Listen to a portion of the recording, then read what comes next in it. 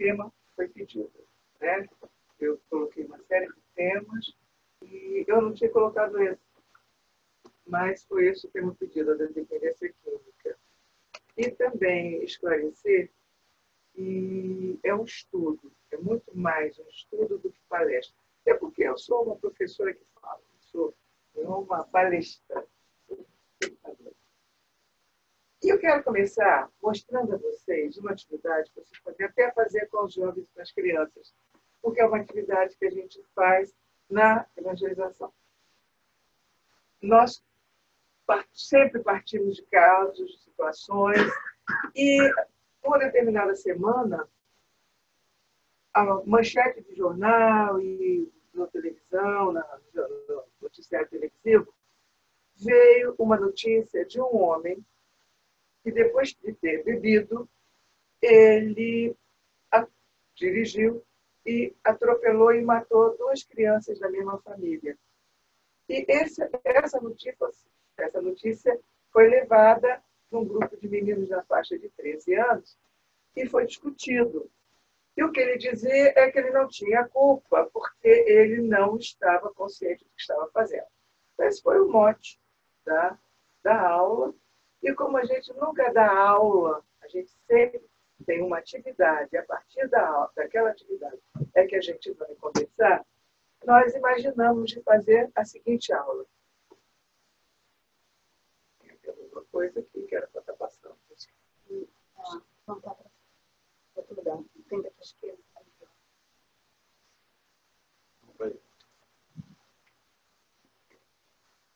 Aqui em cima. Para lá? Projetor? Volta aí. Vai. Então, nós começamos levando argila, levando um molde de corpo e levando papel vegetal. Eles tinham que abrir a argila, tirar o molde do corpo e depois tirar o molde do que seria o perispírito, no papel vegetal. E depois nós contamos com eles, explicamos, eles estavam sabendo qual foi a história, e a explicação de que uma pessoa que abusa do álcool tem sim responsabilidade. E tem mais. Ainda que ele não fosse sequer penalizado pela justiça brasileira, do ponto de vista da justiça divina, ele já tinha lesado, primeiro, as leis divinas, mas a si mesmo. E aí nós fizemos o seguinte, com esse corpo de papel vegetal e com esse corpo de barro, nós pedimos que eles colocassem um sobre o outro. Quem fica por baixo é o perispírito e por cima o espírito. Ele já tem noção de perispírito. O perispírito é aquele nosso corpo imaterial. Que, na verdade, nem é imaterial, né? Mas fluídico. E com os dois, avisando as crianças que ele havia lesado, sobretudo o fígado, eles tinham um palito para espetar no corpo, com bastante força, onde havia lesado o fígado e a cabeça. E assim eles fizeram. Depois desse ato, depois de estar bem marcado, eles tiveram que levar ambos para passar dentro d'água. E é claro que o barro dissolveu. E o que eles trouxeram foi o perispírito. E o que é que tinha no perispírito? As marcas. E daí a gente volta lá para conversar sobre o acidente lá. Ele é culpado ou não é culpado?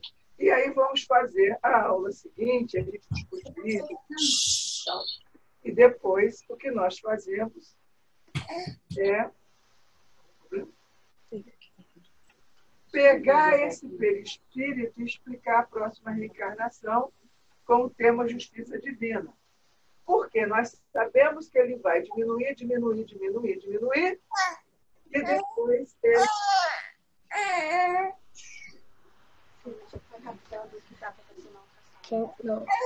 Quem tá online, por favor, coloca no mudo. Quem tá assistindo online, por favor, coloca no mudo. Então, pega, amassa bem e diz, olha, a próxima encarnação é o espírito com esse perispírito, levando essas marcas. E a gente sabe que ele precisa de equilíbrio para fazer um corpo equilibrado. Então, o que vai acontecer? A gente perguntava para os meninos, o que vai acontecer quando esse espírito com perispírito tiver que gerenciar aí, ó, formar o cérebro, formar o fígado? Com o que ele tem? Qual é o recurso? E aí a gente abre o papel. E o que tem no papel? As marcas. Não tem equilíbrio. Essa área aí vai estar desequilibrada. Então, vai nascer com problemas físicos relacionados ao cérebro e problemas físicos relacionados ao próprio fígado. Mas isso, quem causou foi o próprio homem naquela vida anterior, porque nós estamos falando do dia que ele desencarnar e que tiver que formar um novo corpo. Por que eu quis trazer esse exemplo? Porque ele é bem concreto, porque o assunto que nós vamos falar diz respeito a isso. Né?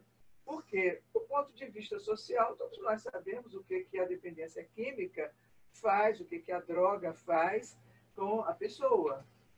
Agora, é importante que a gente relacione isso à própria pessoa, à própria evolução espiritual, porque todos nós reencarnamos para evoluir. Santo Agostinho é claríssimo, quando ele diz no capítulo 14 do Evangelho segundo o Espiritismo, ele diz, espíritas, compreender que quando se gera um corpo, o espírito que nele vem, do espaço que reencarna, vem do espaço para evoluir.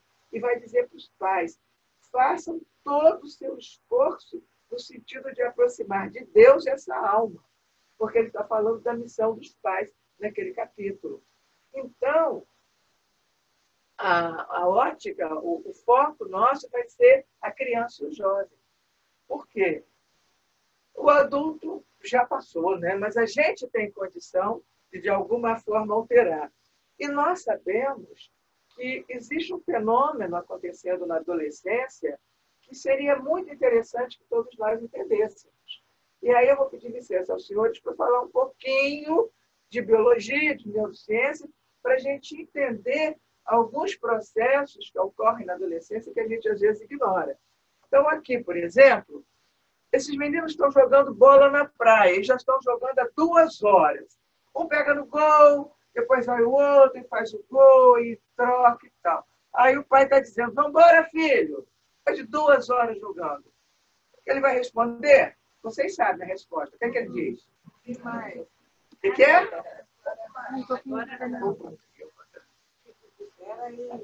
Espera aí. Só mais isso. Todo mundo sabe a resposta. Você, estou vendo que tem um menino ali. Ele também ia falar, ó. Espera aí, só mais isso. Ou então eu tenho essa versão também com videogame. Né? Desliga esse jogo, mais um pouquinho. Só mais um pouquinho. Já tem várias versões. E aí, por que isso? O que está acontecendo? Ele já jogou tantas vezes. Então, é a mesma situação do videogame, quando ele consegue passar de fase, quando ele consegue sucesso. É a mesma coisa nas redes sociais, quando se posta alguma coisa e que tem uma série de curtidas. Existe alguma coisa acontecendo no cérebro que faz com que a resposta seja essa. Ele quer mais, ele quer mais, ele quer mais. Então, vamos entender isso. Para que é isso? Então, eu evito falar as palavras, porque não há necessidade, não só entender, né? Então, nós temos aqui está escrito dopamina, mas está com um colorido diferente, não apareceu. Nós temos, no nosso cérebro, uma área que registra aquilo que faz prazer. Por quê? Cada vez que um pega no gol, que faz o gol, existe uma carga de dopamina que é jogada daqui para cá. Certo? E aí dá a sensação de prazer. E a outra área registra a memória. E aí o que ele quer? Ele quer fazer de novo. Então, esses neurotransmissores de prazer, a gente tem uma série de atividades que até nós, adultos, também temos. Que dá prazer. E a gente quer repetir, a gente quer repetir, a gente quer repetir. Então, vejamos aqui, por exemplo, né, o sistema de recompensa do cérebro. E a dopamina apareceu lá. Então, ele joga a dopamina e o desejo de fazer de novo. Então, quando o garoto está em casa, né, aqui, ativação do sistema de recompensa para jogar a dopamina.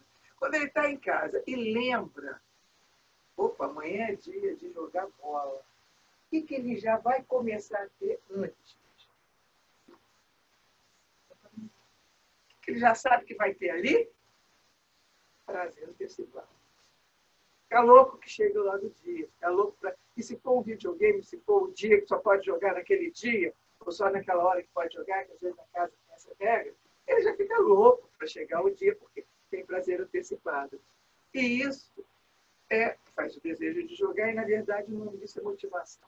Então, esse é o nosso conceito de motivação. É quando você consegue provocar prazer antecipado. E aí, o que a gente sabe? Que existe, quando se sai da infância, entra na adolescência, durante toda a adolescência, aqui são os receptores da dopamina. Estão dentro de uma vesícula, mas que precisa desses receptores aqui. Tá? O impulso, né, eletroquímico, passa a tocar. A gente sabe que isso aqui é uma imagem de uma sinapse, como é que vai acontecer. Só que, quando ele sai da infância, começa a diminuir esses receptores. E isso tem tudo a ver com o uso da droga. Por quê? Isso vocês vão entender. A área do cérebro que responde pelo prazer perde, meus queridos, um absurdo, porque vai de 1/3 a metade dos receptores de dopamina. E aí a gente pergunta por que os receptores perdem mais, outros perdem menos? O espírito, o que ele trouxe lá nesse cérebro. Por que ele vai ter perda tão intensa? Né? Mas é normal perder de 1/3 a metade. E aí, com esse cérebro assim, a cara do bicho como é que tá? Tudo. Mas a gente pergunta, será que é tudo mesmo? Ai, que perde, porque a vida ficou assim. Levanta dessa cama, tá com preguiça, tá na hora de ir para aula, tá com preguiça, tá não sei o que, tá com preguiça. Mas tá com preguiça para tudo? Não. Por quê? Por quê? Porque com o sistema embotado, ele precisa de estímulos fortes, de maior quantidade, para gerar motivação suficiente para vencer isso. Esse slide aqui eu gostaria que a gente entendesse super bem. O sistema embotado, aquelas perdas que ele tem, o que vai fazer funcionar é coisa forte, adrenalina, estímulo forte ou novidade. Novidade todo dia, maior quantidade, novidade, maior quantidade, e ele precisa disso para vencer a inércia, porque senão não vai levantar da cama. E aí, desejo de correr riscos, porque é a tal da adrenalina, a tal da... Se ele vai para o esporte radical, tudo bem. Só que na escola, nos seus ambientes, onde ele vive, tem coisa que deve dar. A gente diz em português, né? Um barato muito maior, que é. E o que é pior?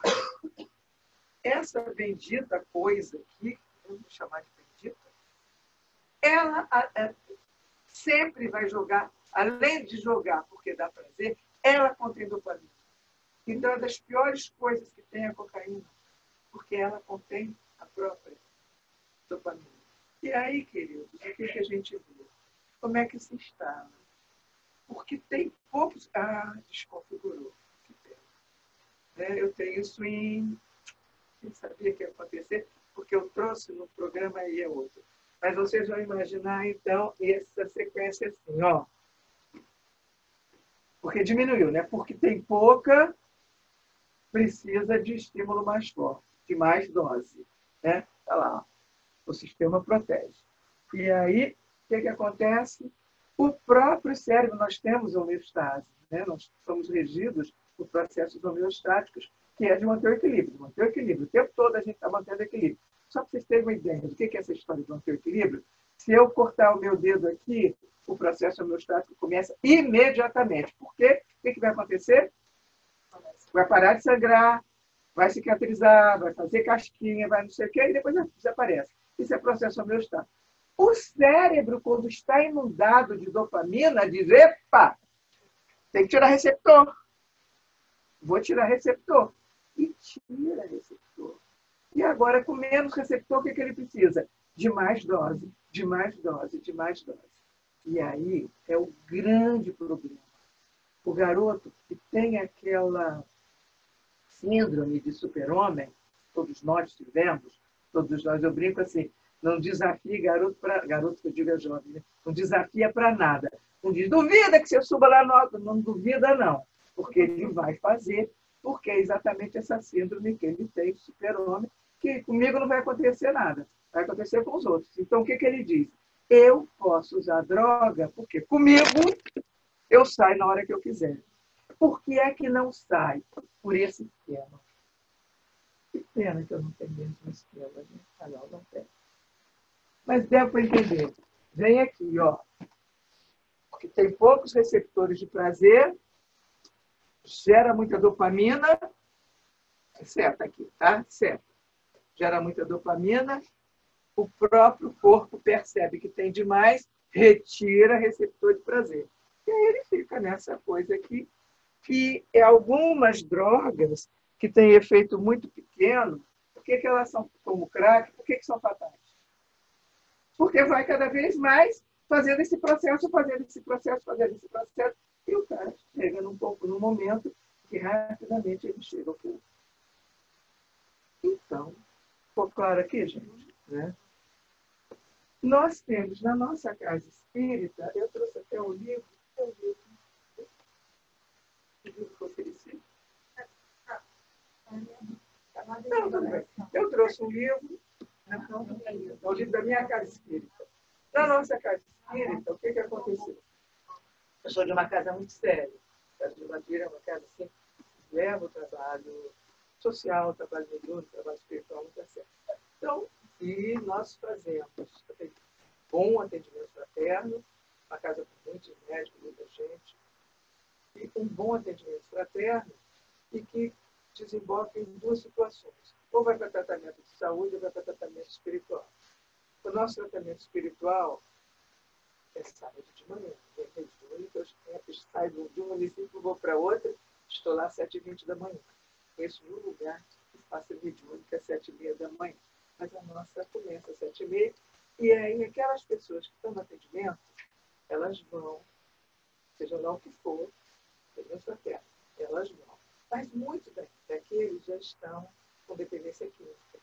E aí a gente tinha esse trabalho de cuidar de todos. E na mediúnica, porque como somos nós que damos espaço, naturalmente, quando a gente vai para a mesa, carrega muito desses espíritos que estão acompanhando os nossos pessoas que são atendidas. Isso é processo normal, além de outros, né, que não tem nada a ver. Mas é comum isso.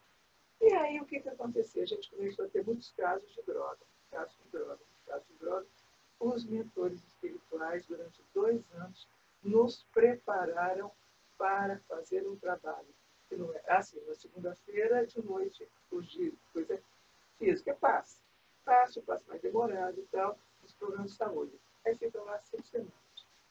E os outros também. E aí, quando a gente sai do passe, eles ficam para estudar o Evangelho. E depois ainda tem uma palestra. Então, é um trabalho assim que vai, e a gente, como faz sopa, faz comida para as crianças e tal, quem não está nisso ainda vai ajudar lá na cozinha, em silêncio, sabendo que está fazendo um trabalho também espiritual, ou seja, é um trabalho sempre bom. E os amigos espirituais começaram a ver que a gente estava chamando muita gente para fazer muito espírito com ligações por dependência química. Por dependência química, eles disseram, olha, durante 2 anos nos prepararam, no final de 2 anos, agora nós vamos fazer aqui com eles. aí, no outro dia, o trabalho da dependência aqui. E eles começaram a nos orientar. E com essa orientação, na mediúnica, os médios recebiam, né, sobretudo o presidente da casa mesmo, que é um médium, com mediunidade muito equilibrada, correta, ele recebeu uma série de mensagens que nós mesmos ajudamos a agrupar e fez um livro muito singelo, com as mensagens do dia a dia desses espíritos. O que eles diziam para a gente? Por quê? Criou-se no plano espiritual um hospital psiquiátrico com vários médicos psiquiatras.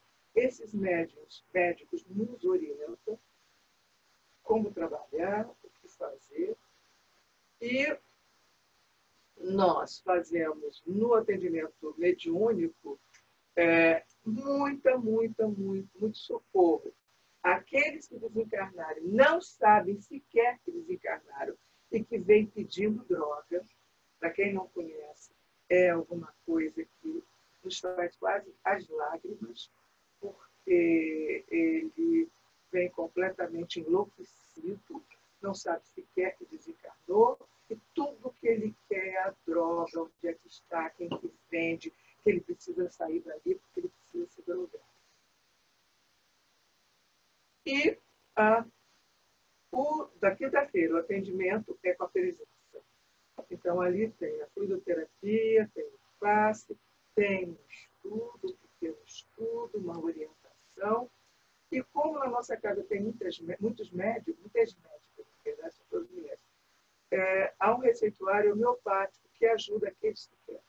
Então, daí a gente está falando, né, a orientação do doutor Josué, que é o médico que cuida, é o diretor desse hospital psiquiátrico que temos no plano espiritual, na nossa casa, na Casa do Batuíra.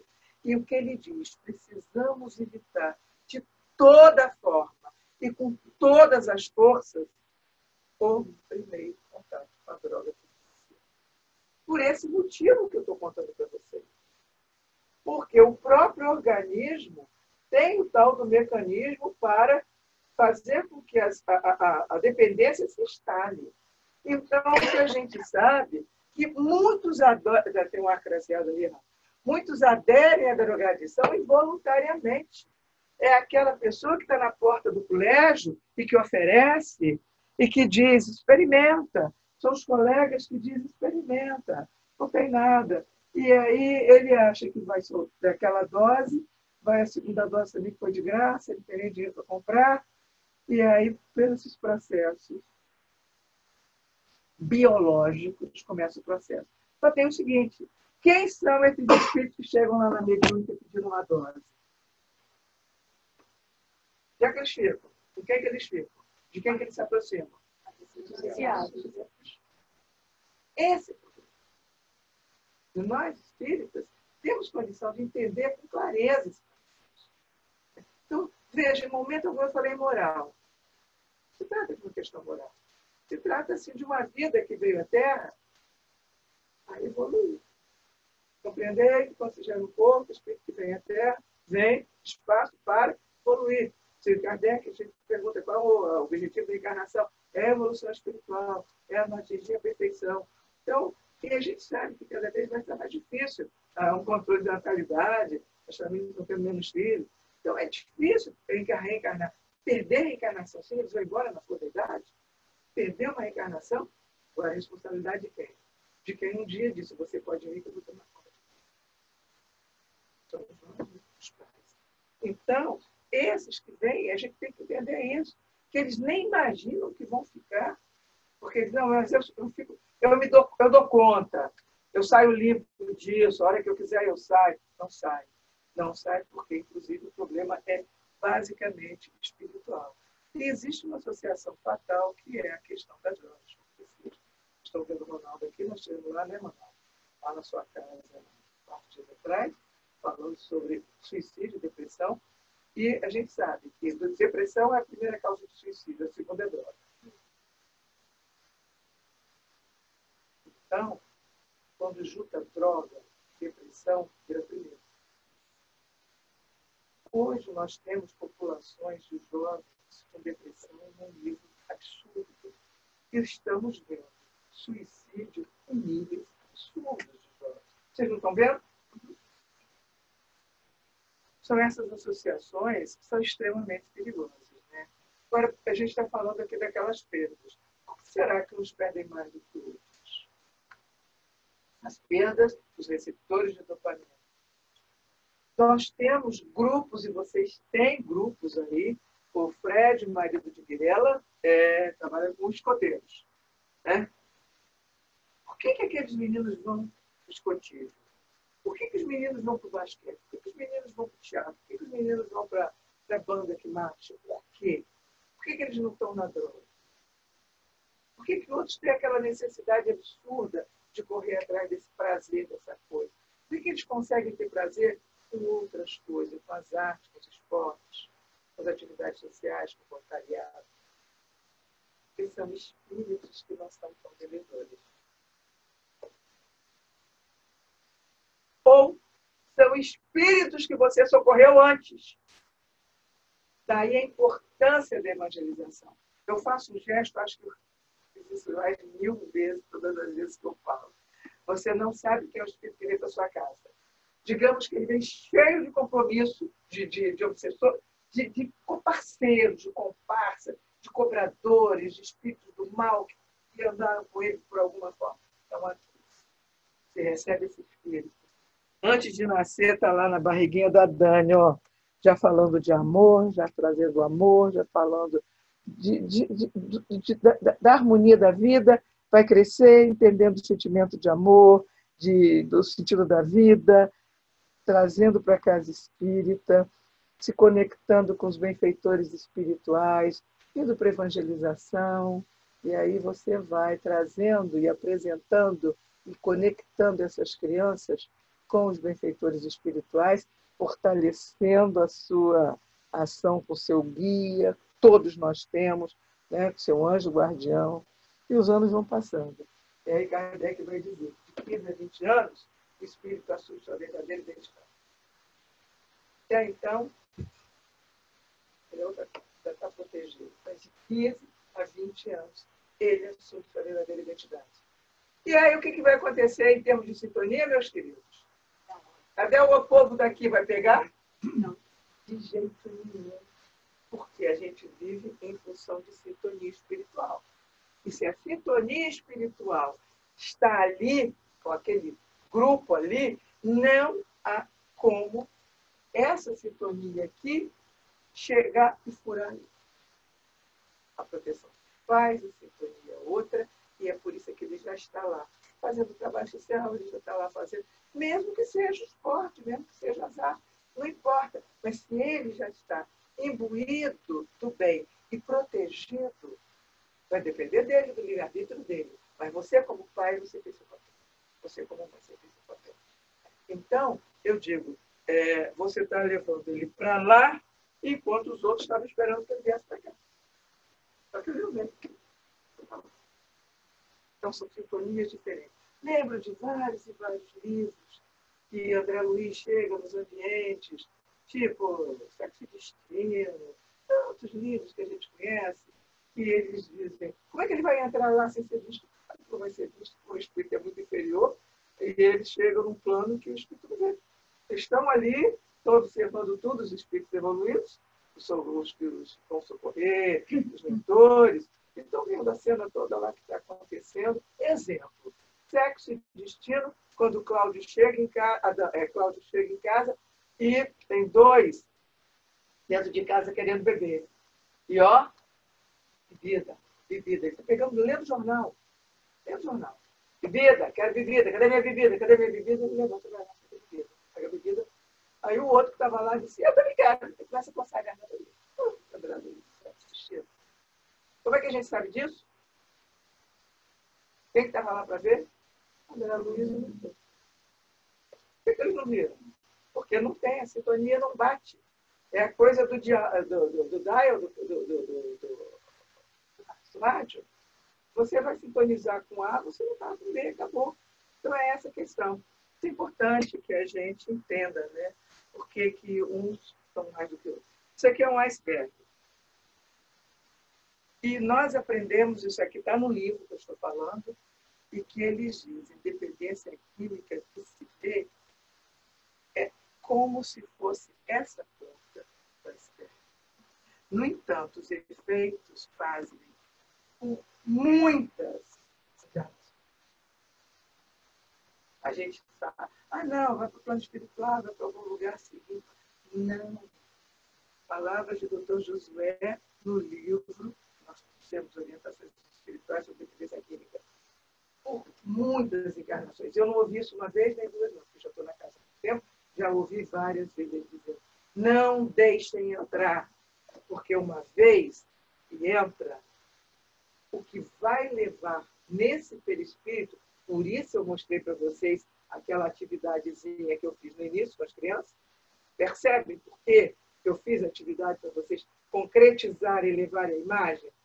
Lá no perispírito, marca no perispírito. Fez muito mal a um corpo que Deus criou para o bem, que Deus criou para o amor, para servir. A mensagem de hoje diz isso. Para servir, para ajudar, para ser bom. É isso que a gente veio fazer na Terra. Então ele diz que o que a gente vê da dependência é muito pouco, porque de verdade o mal dela vai se espalhar por muitas vidas. E o grande problema são essas sintonias perigosas. Porque uma vez estabelecido, e eu vou dizer uma coisa para vocês, porque também conhecemos casos assim, jovenzinha de 17 anos, e junto com, querendo um namoradinho que conhecia, junto com a amiguinha, o cara vai e oferece êxtase. Toma 2 vezes. 2 vezes. Foi o suficiente. E aí a família descobriu, tirou, ajudou, fez, tratou. Só que quem percebeu isso do ponto de vista espiritual custou para abandonar. Levou anos para abandonar. Por quê? Era um potencial. Opa! Tomou uma vez, vou tentar de todo jeito obsediar. A palavra é essa mesmo. É processo obsessivo. E aí o que nós ouvimos na mediúnica? Não adianta vocês ficarem trazendo o nomezinho para cá, papai e mamãe trazendo o nomezinho para cá, porque ele não quer largar. Ele sai daqui e eu pego ele de novo. Aqui eu não consigo entrar, porque aqui tem proteção. Né? Ele vem porque na mediúnica, no planejamento, que começa antes, é permitido a eles. Mas não pensem que qualquer um chega lá fazendo o que quer. No planejamento, é permitido que a gente, na véspera, a gente já se prepara, a gente sabe que vai entrar na mediúnica, que tem que ter uma vibração bem positiva, porque a gente sabe que terá isso. Então, a obsessão pelas drogas, ela é, eles usam esse termo, epidêmica. Estou repetindo palavras que eu ouvi dos mentores. Se a epidemia do século passado foi isso, a epidemia do século atual são as drogas. As drogas espalhadas por aí, as drogas socialmente aceitas e as outras que não são. E a gente, inclusive, aproveita para dizer, não é? Muitas vezes as pessoas dizem, eu bebo socialmente, não tem problema nenhum, porque aí depois eu vou para a mesa mediúnica. Não tem condição, você não vai ser, eu bebo e depois vou lá para a evangelização. Vou contar rapidamente um caso, se tem tempo, para dizer. Num seminário desses que eu faço para evangelizador, uma evangelizadora, já avó, disse, Lúcia, eu queria te contar um caso. É o seguinte, eu tenho uma netinha de 5 anos que tem evidência. E ela vê amiguinha, ela fala, ela comenta. Vovó, tem um menininho, já fala, isso que é luz, é isso, é aquilo. E aí um dia a filha, essa mulher, que é a evangelizadora, ela disse, Lúcia, a minha filha me liga, Lúcia não, falou para todo mundo. A minha filha me liga dizendo, mãe, fala com a Florinha, com a sua neta, que ela está chorando sem parar. Ela está desesperada aqui, ela quer telefone, está vendo que ela não queria dormir. O que está vendo? Aí ela diz, vovó, é que aqui em casa tem um homem muito feio. Ele parece um bicho. Ele é horroroso. Eu estou com muito medo, porque ele é horrível. E ele vai atrás do papai, onde o papai está, ele está junto. Ele vai embora, ele não vai embora. O pai era barman. Nem bebida usava. Apenas profissionalmente trabalhava como barman. Então a gente vê que a sintonia se faz. E para eles, eu sempre digo que a questão não é moral. Não é, eu não gosto de levar isso para o lado moral. Então, se você é evangelizador, e você está bebendo, vamos lembrar lá do sexo e destino. Eles estão juntos lá, estão lá, o tempo todo. Então, como que você depois vem e vai lidar com o espírito daquela criança, com os protetores daquela criança trazendo isso? Em que moral? Aí sim o testemunho. E você vai tentar falar em nome de Jesus, falar fazer o bem, não sei o quê, você não consegue, isso é falta de caridade. Né? Então, queridos, cuidado com isso, né? Cuidado com... Não, é sintonia muito perigosa a questão das drogas com obsessão. O papel dos pais é esse que nós falamos, né? Sobretudo, emprestar o cérebro enquanto o juízo não se. Por quê? Desde que a gente nasce, olha que menina, desde que a gente nasce, a gente é criado para ter sempre prazer. Deixar a criança, Freud nos traz isso assim para a maior clareza. Né? Nós somos criados pelo princípio do prazer. É o it. E quem é que põe freio nisso? O superego. Quem é o superego? É a figura do pai, a figura da mãe. É o não. Não pode tudo, não pode isso, não pode aquilo. Eu gosto de dizer, diga sim sempre que necessário. Não, diga sim sempre que possível. Diga não sempre que necessário. É grande. Diga sim sempre que possível. Pode isso, não tem problema. Agora, diga não sem remorso, sem nada. Então, esse é o papel dos pais. Por quê? A área do cérebro que tem a última a amadurecer, a última a ser mielinizada. Mielinização é aquele processo que faz com que os axônios, aquela perninha lá do neurônio, tenha uma bainha, e com essa, a gente já nasce com algumas áreas e depois vai mielinizando. A última área a ser mielinizada é essa. O que a mielinização faz? Ela dá direção, objetivo, direto, e ela é capaz de estabelecer relações.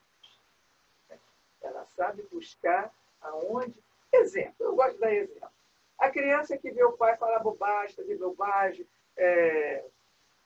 avançar sinal, falar palavrão, qualquer coisa desse tipo, ela está vendo. Então, digamos, está subornando, no Brasil a gente vê subornando um guarda. Isso mas o pai está lá brigando com ela, que não pode isso, não pode aquilo, que ela tem que se direita, que ela tem que ser feita. Aguenta. Um dia, a questão do pai. Por que você está falando isso comigo? Você também faz? Por que ela não falou isso antes?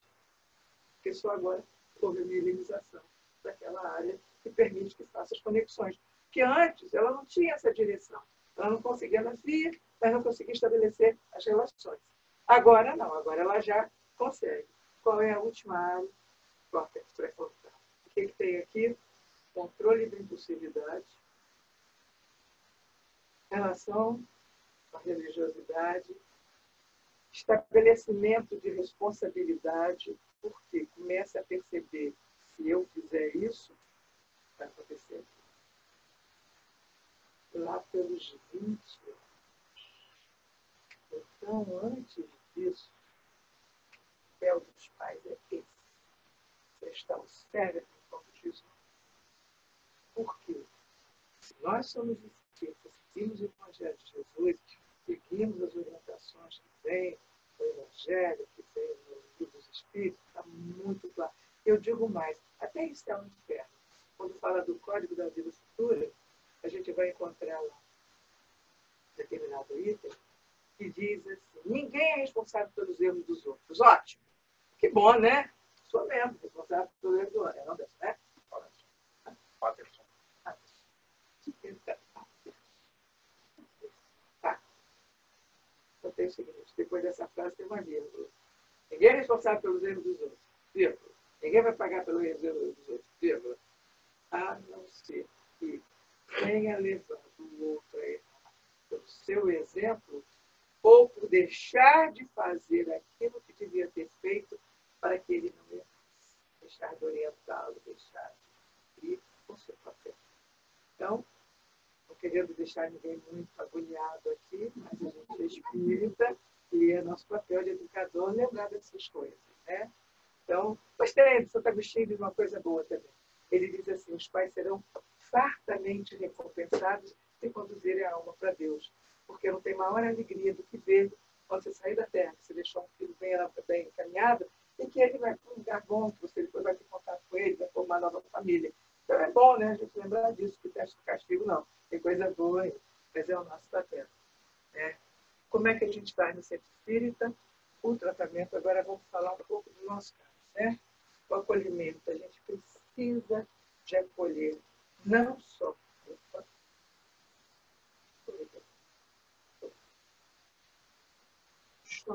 caramba. Me ajuda aqui? Quem que vai? Que isso aqui eu não sei, nem sei como é que ele foi. Bom, acolher família. Só outra palavra. Atender a família, gente, é fundamental, porque essas famílias vêm destroçadas. O sentimento de culpa, confusas, sem saber como é que vai agir. Então, nós temos casos, por exemplo, no testificar o pior possível, porque o menino foi para uma festa e o menino espírita, a mãe espírita, foi para uma festa, todo mundo saiu para ir comprar droga numa localidade que era rival da outra. E alguém reconheceu que ele frequentava o outro. Eu nunca soube o que aconteceu com ele. Não devolveram sequer o cadastro. Agora, tem uma. Porque essa mãe sofreu, e ela tentou tudo. Tentou na casa espírita, tentou ajudar. Então, às vezes, os espíritos já são tão comprometidos que eles vêm com essas cargas muito sérias. Então, a ação tem que ser cedo. Porque se você deixa, como Kardec diz, dos 15 aos 18, ele vai assumir a identidade dele. E se ele era isso, ele vai ficar. E nesse caso foi. Ela tentou, inclusive ele chegou a ficar no DEGASE, que nós temos, essa sigla é uma instituição que abriga os menores infratores. Ele, diante do juiz, o juiz perguntou, ele usa ou não usa? A mãe disse, não. A mãe disse, usa e tem na mochila dele. Pronto, foi morto. Ele ficou detido. É um lugar de recuperação, a gente sabe que não recupera direito. Né? Mas, por exemplo, eu tive uma mãe, porque ela em vida. E essa mãe só foi encontrar consolo quando uma entidade que o acolheu deu notícia, que nem psicografia nem nada ele teve condição de dizer. O que ele disse? Se ela não tivesse remorso, o problema era dele mesmo, que a culpa era dele mesmo, mas que com ela ele pensou que era amor. O amor dela era muito grande, pelo menos isso. Né? Então, Santo Agostinho vai dizer isso. Faça tudo o que você puder fazer. Mas se por acaso, ainda assim, aquele espírito não tiver jeito, tranquilize sua mente. Porque você fez tudo. Você tem que fazer tudo. Porque é do espírito. O espírito não é o filho. Vem para você, pode ter que entender. Então, trazer muito acolhimento para a família, deixar ouvir, falar, trazer. Nós fazemos, então, o tratamento, oferecemos o tratamento de Deus. Nós oferecemos o tratamento espiritual. Agora, o que eles nos pediam para a gente se capacitar? Você quer fazer o tratamento? Tem que capacitar. E uma das coisas mais redundantes no livro, nas mensagens, é orem por eles. Orem por essas coisas. Orem por esses espíritos. Orem pelos nossos atendidos. Mantenham-se em vibração. Lembre-se de quinta-feira, orar por eles, porque fortalece. A prece é aquela luz que jorra sobre nós incessantemente. É uma força extraordinária. Então, a gente precisa disso para que o trabalho continue. Além disso, os passes necessário, às vezes, como a gente diz, é capacitar mais. Não dá curso de passe. Vamos aprender um pouco mais. Se vocês têm dificuldade, juntem os grupos. Eu sei que tem distância, façam online. Gente, eu ajudo na Austrália. Eu moro no Brasil, eu ajudo na Austrália. A Casa de Batuíra trabalha toda a parte mediúnica que não tem no Golden Light, lá de uma determinada cidade da Austrália, está começando, nós damos todo o apoio, a gente faz o tratamento, a gente manda para lá, porque a gente tem toda uma possibilidade através da internet. Então, façam os cursos de passe, criem mais pessoas, trabalhem a fluidoterapia, a água fluidificada, muito estudo do Evangelho e, sobretudo, trabalho. Essa é a maior arma que nós temos para evitar a sintonia. Não há espírito perturbado que aguente a gente no trabalho. Vai lá dar comida para os homeless, vai lá cuidar de crianças, vai lá ajudar, vai lá na biblioteca, vai ler para cego, vai fazer de alguma forma um trabalho social. Eu não conheço a realidade de vocês, mas deve ter, porque aí muda por completo a sintonia. Agora, o que é fundamental? Né? Que a cura depende do tempo e do amadurecimento da vontade. E sem vontade férrea, ninguém se transforma. Em coisa alguma. Né? A gente precisa realmente tentar, essa lesma aí, tentar, ainda que por pequenos gestos, insistir, focar. E muitas vezes vai precisar da mão do irmão, do tio, do pai, da mãe, do evangelizador, do dirigente da casa espírita. Foco, foco, porque tem as recaídas. Por que tem as recaídas? Pela questão fisiológica, pelo sentido espírita. Está claro? Bem clarinho? Nós temos naquele livro 2 mensagens, que eu vou ficar aqui para poder ler. A mensagem do Carlos de Baçaí. O Carlos de Baçaí foi um grande espírita muito conhecido, muitas obras, um estudioso do espírita. E o Carlos de Baçaí nos diz, em especial, gostaria de trazer algumas considerações sobre a problemática da drogadição, que traz novas vítimas a cada segundo para o lado de cada vida. Chegam em completo estado de perturbação, sem entender que deixaram conta própria e o mau uso do livre-arbítrio um corpo que deveria lhe ser instrumento útil para a reencarnação planejada anteriormente.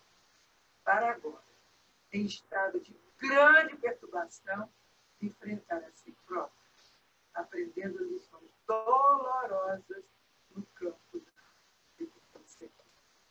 Por isso, irmãos espíritas, organizai-vos de tal forma para desenvolver esclarecimentos coletivos como esse que nós estamos fazendo aqui agora, sobre os malefícios, muitas vezes sem volta, do uso contínuo ou não de qualquer tipo de droga causa. E possamos dar valor a uma vida saudável, divulgando a importância da existência terrena, noticiando quanto o Espiritismo preza pela saúde física, mental e espiritual de todos, tornando-nos assim aptos a dar conta dos compromissos antes de voltar a viver. Então, o que eu quero deixar com vocês é essa imagem. quando a gente procura com uma vontade férrea, através da oração, que a gente aprende, que ensina a criança desde pequeno, e que nessa hora é aquilo que vai realmente quebrar essas algemas e permitir que ele caminhe, ainda que sobre pedras, ainda que com dificuldade, mas sabendo que tem a mão de Jesus aí caminha.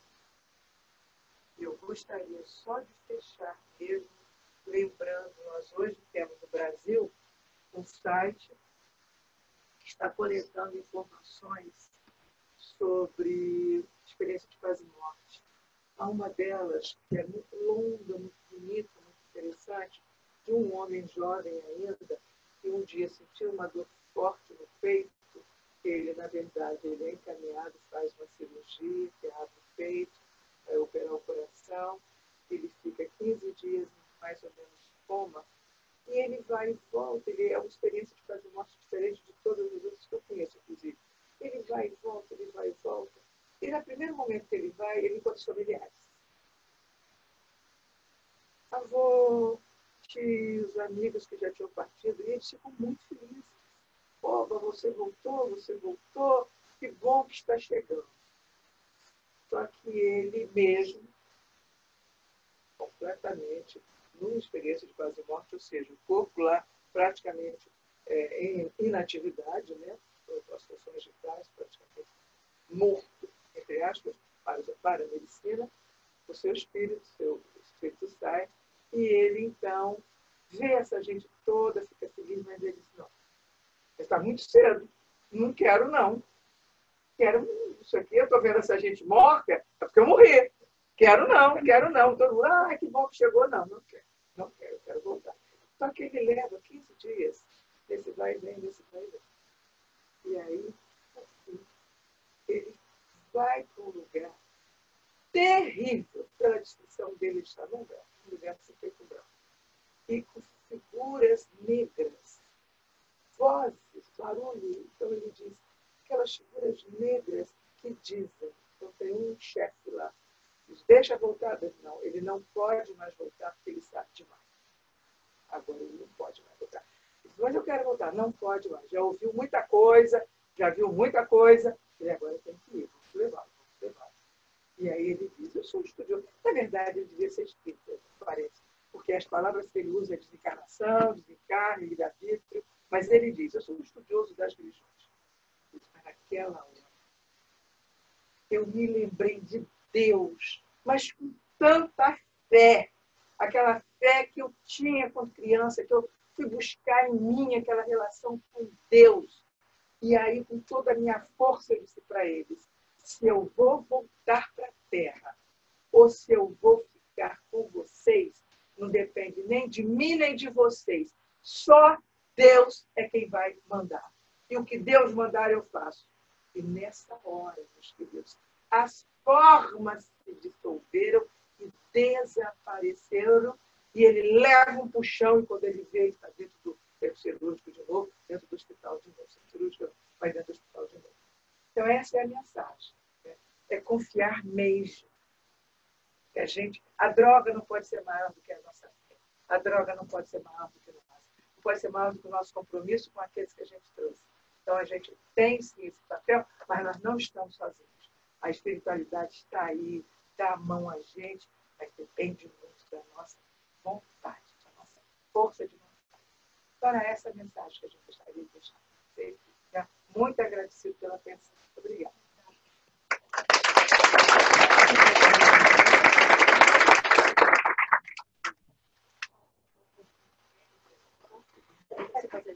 Vamos. Agora a gente tem mais a... Você quer um bolinho já? Tá aí. Esse é o livro que a Lúcia falando, mencionou. Né? Então, inclusive, como a gente tem muita gente seguindo o livro, se houver algum interesse, a gente pode, inclusive, postar no e-mail, e aí vem para cá, né? E toda a renda também desse, claro, que é para a nossa obra, como nos meus também está escrito. É um livro realmente bem despretensioso, E é como eu falei, são mensagens. Como a gente não tinha nada, não tem nada, então eu fui um desses que estimulei mesmo. Digo, não, vou pegar as mensagens, vamos publicar. Tem o material do... Obrigada. Se desligar aqui, vamos desligar? Podemos desligar? Se for melhor aqui. Só queria que desligasse para poder ficar aqui na claridade.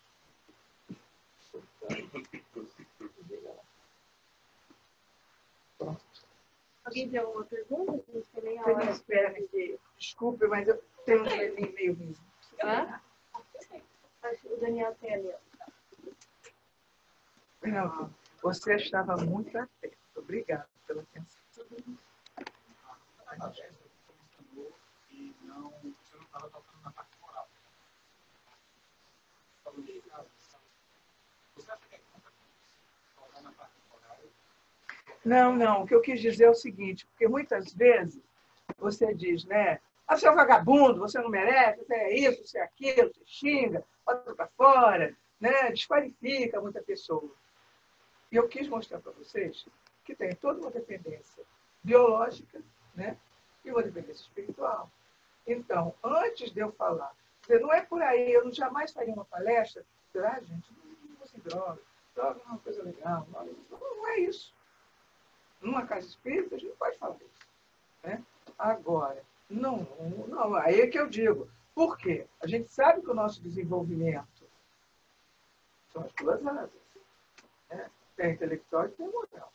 Do afeto, do amor, da moral. Só com o desenvolvimento moral é que a gente chega lá. Mas para a gente tratar do assunto, não quis trazer, chegar aqui e falar para vocês, não deixem, porque, olha, é isso aí, é uma coisa ruim, ele pode ser preso, pode ser não sei o quê, você aqui é liberado, não sei. Enfim, não era essa a minha visão. Agora, realmente, do ponto de vista moral, é um estrago. É um estrago. Você não viu a minha experiência do início? Ele mesmo, quer dizer, moralmente, espiritualmente, aquele homem que matou aqueles meninos, porque abusou do álcool, ele é um espírito que vai ter que passar ainda por 1, 2, 3 existências muito difíceis para recuperar o dano que ele fez, porque ele atingiu as leis morais. Né? Nesse sentido. As leis morais são as leis de Deus e a gente tem na consciência. Quando Kardec pergunta onde é que estão, onde é que tem essa consciência do erro, da coisa certa, ele vai dizer, é na consciência. E a gente sabe. É muito interessante, porque quando você pega estudos de antropologia, você vai ver que em qualquer comunidade, em qualquer cultura, o mal que faz ao outro é escondido. As pessoas tentam camuflar, que não foi ela. Por quê? Porque você sabe que você não pode fazer o mal ao outro. É te matar, maltratar, fazer o mal. Embora a gente tenha na Terra, pelo nosso estágio, ainda gente que se comprasse com isso, também está lá. Há uma pergunta que ele pergunta, que Kardec faz, né? E por que tem espírito que quer que o outro fracasse? Pelo prazer de ver o outro fracassar. Né?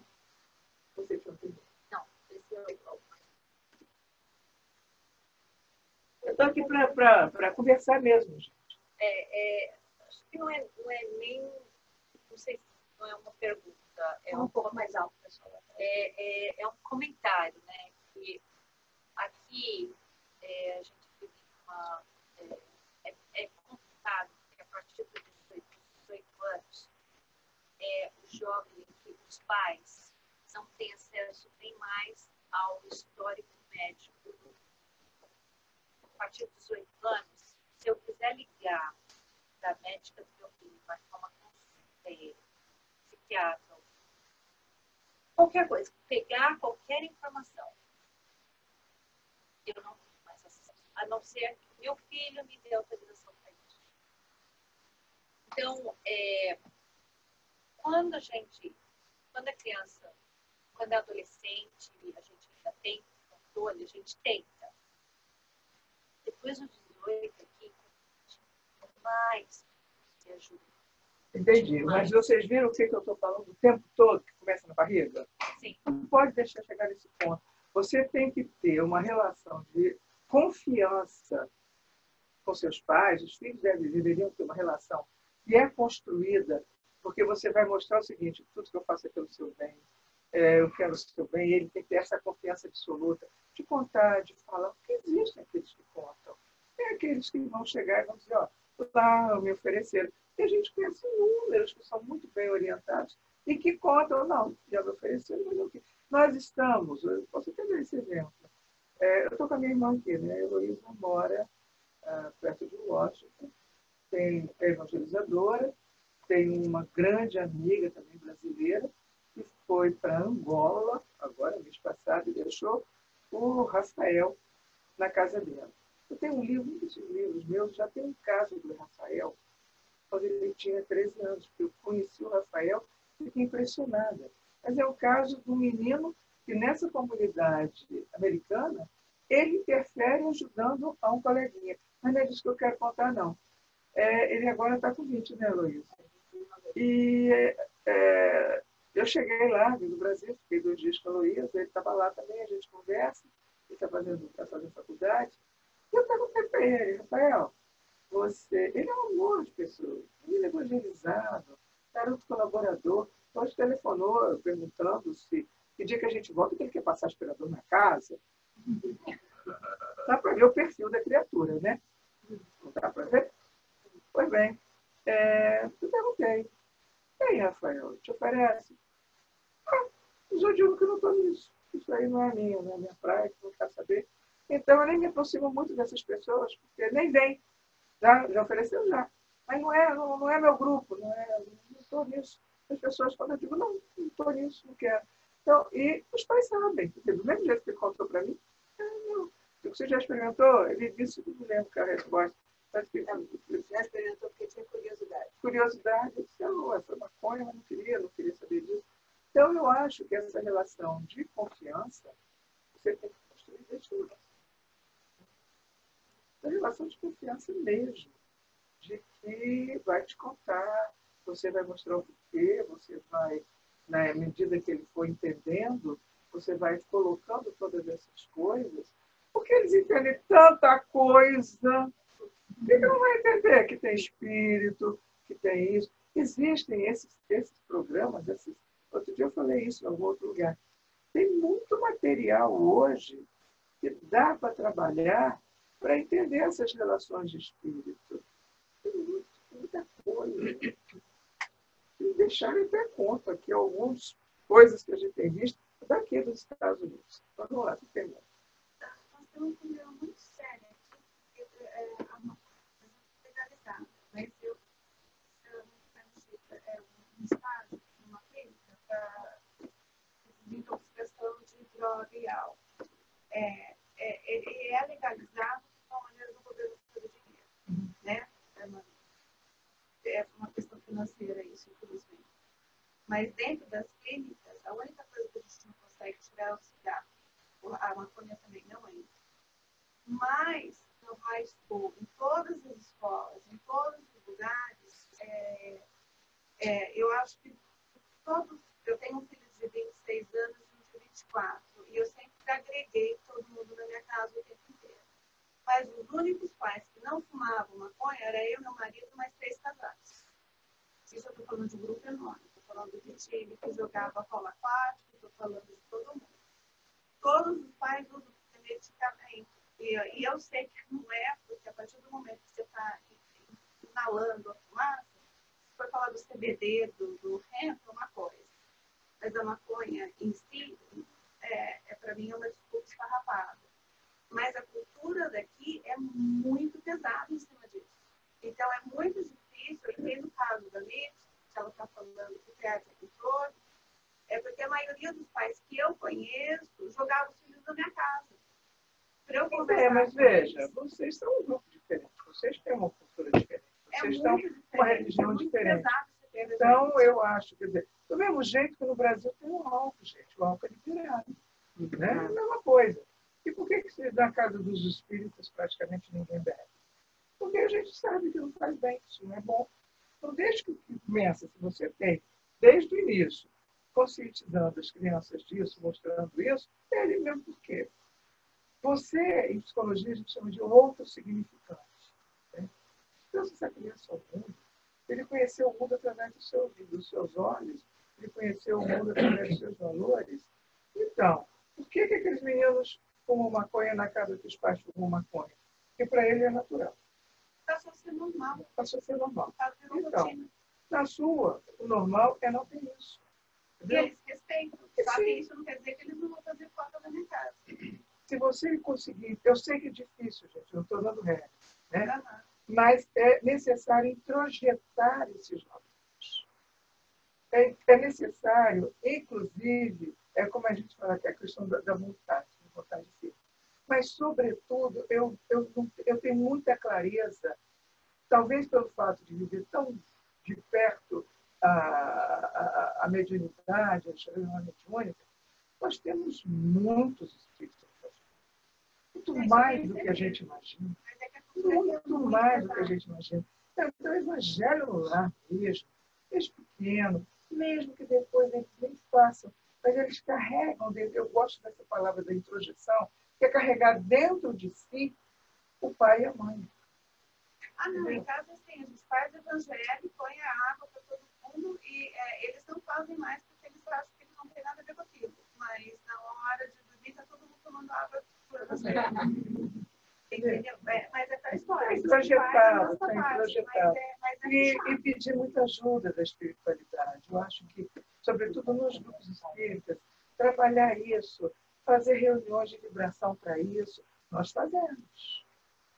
Essas de quinta-feira são para as famílias que têm problema com isso. É de oração mesmo, de intercessão. São as preces intercessórias para essas pessoas.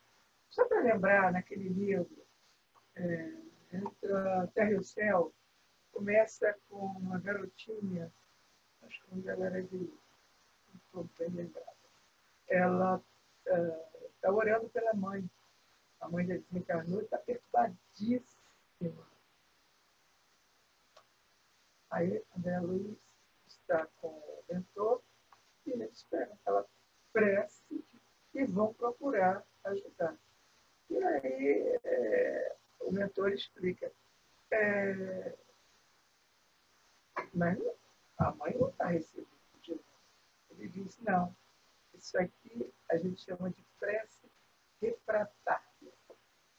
Como não vai direto para lá, quebra feita a refração e a gente pega. Porque na espiritualidade sempre terá espíritos com a incumbência de pegar essas preces sinceras que chegam. A menina pediu com toda sinceridade. O espírito para quem ela orava não tinha aparição, porque eles pegam e vão ajudar. Isso aí é a Luiz, está no assim, na Terra e no Céu. Então, eu acho assim, formar grupos de prece, precisa ser uma coisa intensa. Nós já vivi muitos de perto, há muitos anos. Às vezes até cantar, não sei fazer muito, toca. Então, uma musiquinha, sabe? Intercala, bota uma prece, faz por um, faz por outro, faz pelas famílias. Nós lá fazemos. Todos eles. Né? Aqueles que estão, que as famílias estão pedindo, cada um de nós, fazendo uma roda, não é muito grande, não. Todo mundo tem sua ocupação. Tem vezes que nós somos de 10, mais ou menos. Né? Então, intercessória, preço intercessória, é a orientação do mundo. Né? Que a gente tente elevar o padrão vibratório em torno de onde a gente está. Porque a gente percebe isso na própria cidade, no próprio ambiente. Né? Mas se a gente está vivendo um momento de transição, que a gente sabe que está, a gente sabe que tem uma coisa. Existe uma mensagem que eu costumo ler, de Anália Franco, foi até lida lá, né, na nossa casa, em que ela diz assim, que ela vem dizer que nessa hora, uma quantidade enorme de espíritos estão sendo atraídos para a Terra para ajudar na evangelização. Os educadores, e dá até nomes, e eles vêm em equipes ajudar a evangelização. Eu acho muito importante trabalhar a evangelização.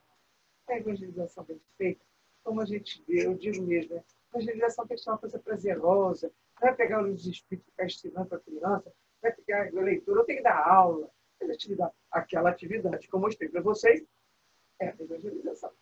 Então, uma evangelização dinâmica, em que o aprendizado vem de alguma situação vivida, é isso que a gente está ensinando por aí. Né? Nossos livros, é isso que a gente quer. Para poder ficar, ter prazer de voltar para a casa espírita, ter um papel, ter protagonismo na casa espírita. É fundamental até para dar continuidade. Com que idade você acha que a gente pode começar a falar sobre esse tema mais críticos, né, como drogas, na evangelização? Eu acho que pode ser cedo. Pode ser cedo, sim. A garotada que... A idade que já começa na porta da escola oferecendo. Para mim, agora, me desculpe, mas eu vou sentar um pouquinho, meu joelho dói. Agora, com o negócio de vape, está começando no meu estudo. Então, quanto mais cedo, melhor. O que é isso? É aquele cigarro eletrônico. É um cigarro eletrônico, mas tem que começar mais cedo. E também digo que não adianta proibir, né? Porque o proibido é que é desejado, tem que ser esclarecido mesmo, bem esclarecido. Por isso é que eu fiz questão de trazer para vocês, e vocês podem encontrar esses livros, isso aí da literatura de neurociências, né? Eu peguei alguma coisa de neurociência e outras coisas da doutrina espírita. Então, é esclarecimento mesmo, esclarecimento. Drogas, antidepressivos, outras drogas indutores. Nós também trabalhamos com dependência. Isso também É drogadição, é drogadição. Não deixa de ser. É uma forma de... Nós trabalhamos com dependência, inclusive até sexual. E o que é pior? É tomar o remédio ou não tomar? Isso, agora me botou uma série. Cada caso é um caso. Mas acho que a pergunta fala que você usa no momento que está precisando. Não, é o seguinte, né? Depende. Por que é que se toma o remédio? Por depressão? Não, para tirar dor. Não. Ela falou Well, depende. Por exemplo, os meus filhos, os dois foram diagnosticados com a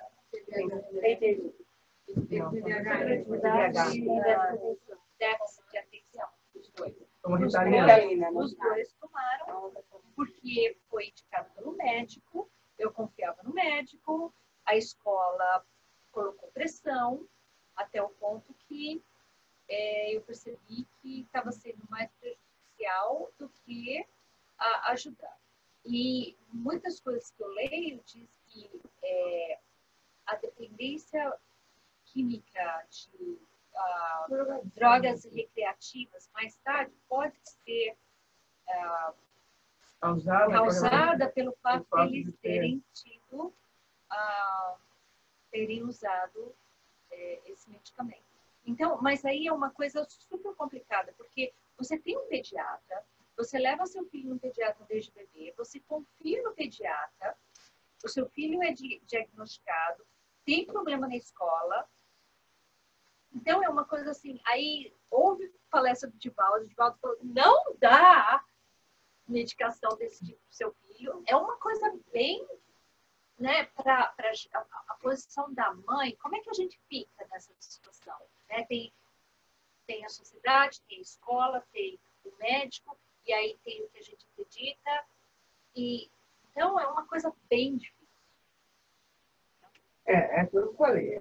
De cada caso é um caso, porque você aí tem a gravidade da situação, quem é esse médico, a confiança que você tem nesse médico. Né?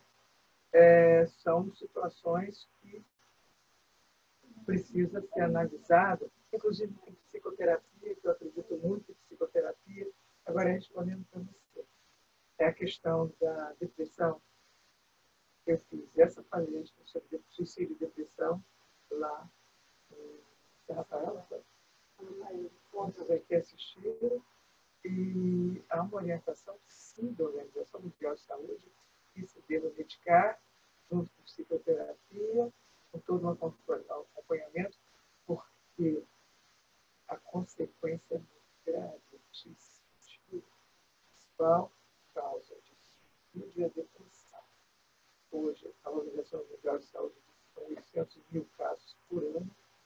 a cada 40 segundos uma pessoa no mundo está tirando.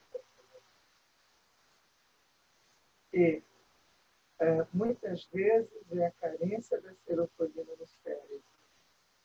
E que a pessoa... eu devia ter falado isso lá naquele dia, me faltou, depois que fui para casa, falei, ela não quer morrer, ela quer tirar dor, ela quer que a dor passe. Né? Não é, ela não está esperando morrer, ela quer tirar que o sofrimento termine. Por quê? Porque a depressão, ela tem um componente, assim como eu mostrei aqui o componente biológico, aquele mesmo cérebro, aquela mesma figura eu uso para mostrar que naquele sistema de recompensa, quando se nasce com problemas, que vão dar depressão, uma das causas pode ser uma hiperatividade no sistema de recompensa detectado com 6 anos de idade.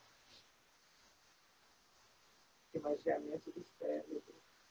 Então, fizeram uma pesquisa com 675 crianças, acompanhando de 6 a 12 anos, acompanhando durante 3 anos o imaginamento do cérebro, encontraram mais ou menos 100 que tinha essa disfunção na área de recompensa do cérebro, onde tem a serotonina, a dopamina.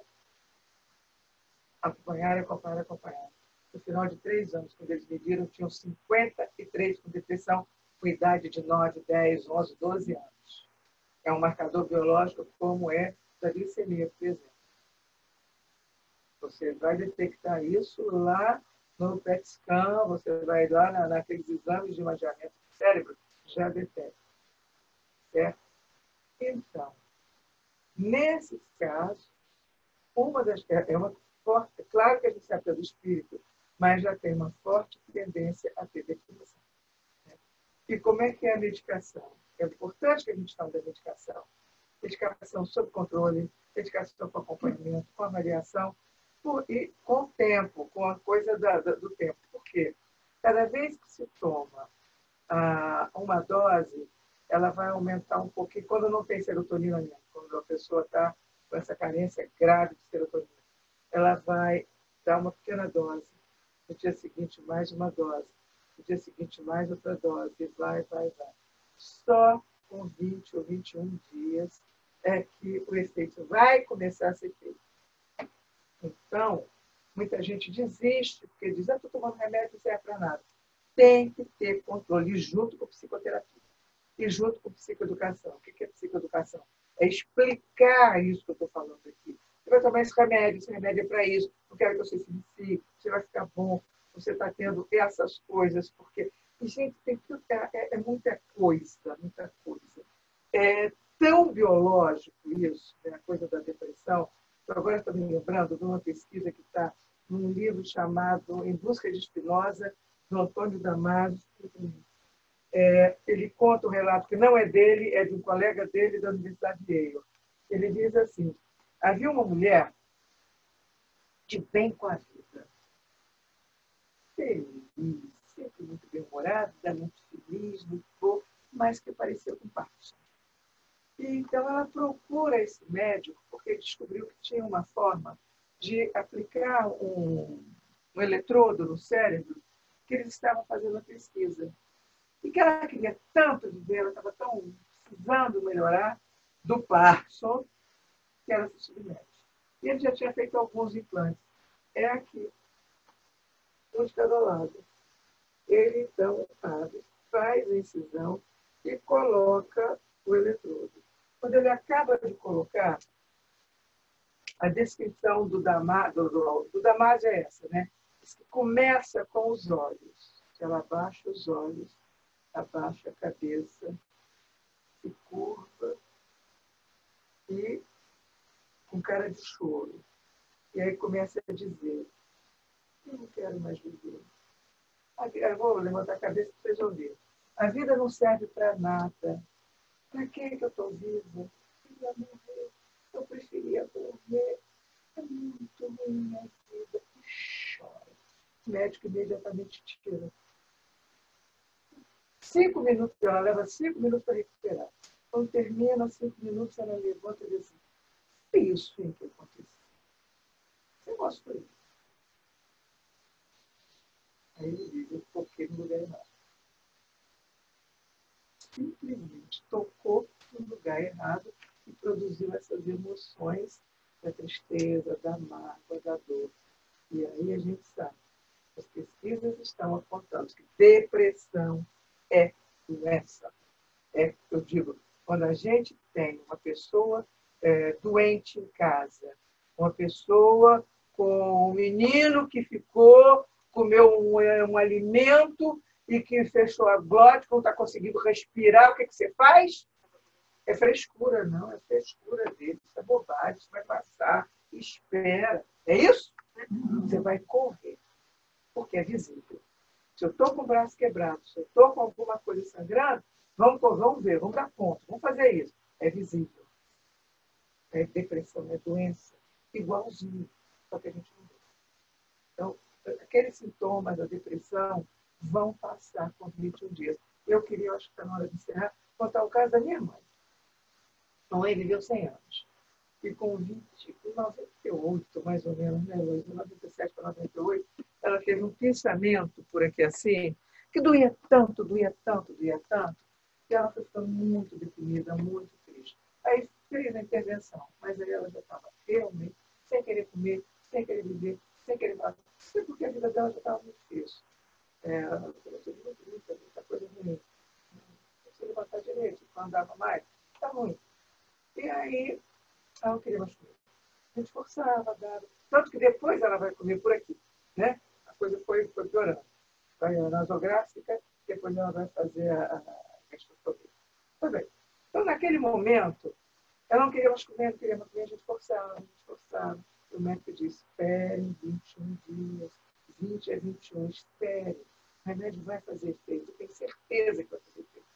Então, chegou no viagem, no dia, a gente já estava assim, né? Quem sabe hoje? Não foi. No 21º dia foi feito, o dia que eu perguntei, Luiz, ela confirmou, a carne seca com abóbora. A filha estava gostava. Ela arruma feijão, carne seca com abóbora, servimos a ela. Ela comeu. Terminou de comer, ela foi lá, pegou a colher, foi lá na carne seca e botou no prato dela. Era uma coisa que ela gostava. A gente gritou, né? O remédio está funcionando. Não é isso, né? Tem que esperar a medicina. E claro que, de vez em quando, ela tinha algumas descompensações que o médico dizia, dá remédio. Ela não se ignorava, ela não sabia quem éramos nós. Mais ou menos 5 horas da tarde, né? Aí ela ficava meio bravinha. E só que a gente riu um pouquinho, né? E que ela hoje é um espírito maravilhoso, está por aí, deve estar me inspirando. A mamãe, ela ficava meio assim, ela falava assim, nunca falava um palavrão, na vida, nunca falou um palavrão. E às vezes ela xingava para ele, coisas ordinárias, essa isso, essa aquilo, ficava brava com a gente, 5 horas da tarde, né? Que pressa, o seroquel para ela. Aí dava o seroquel. 45 minutos mais remédio, 45 a 50 ela melhorava.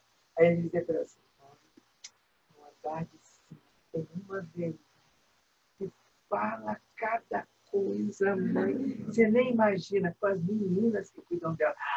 Meu Deus, que horror! Coitada! É isso, a gente tem que acreditar, né? É isso, querido. Acho que está na hora, né? Posso ficar por aqui e conversar mais um pouquinho? Está na hora. Vamos encerrar. Obrigada, em nome de todo mundo. Obrigada, Mirella, por organizar esse evento. Obrigada também por ter recebido a Lúcia